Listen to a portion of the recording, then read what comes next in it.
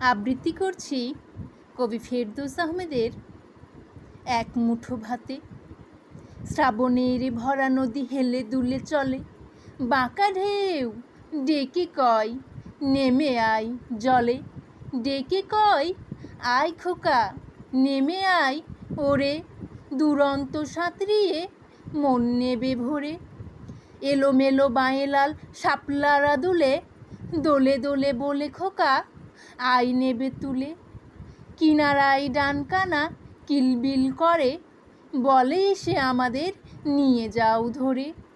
ডান কানা বাঁকা ঢেউ শাপলার ডাকে, মন চাই নেমে যেতে তটিনীর বাঁকে। মনের যে সুখেরা ছিল সুপ্ত শিথিল, নদীতে নামতে তারা ধরিল মিছিল। নদীতে খেলার সুখের মধু আহ্বানে, পা দুটো ছুটে যায় তটিনীর পানে। যখন নদীর জলে ছুঁই ছুঁই পা, কেঁপে ওঠে দুদিনের উপবাসী গা। বিরহে কাঁপিয়া ওঠে সাদা কাশবন, থেমে যায় বাঁকা ঢেউ পূবালি পবন। থেমে যায় মনে ওঠা সব কোলাহল, চোখে ওঠে বেদনার ঘন নোনা জল।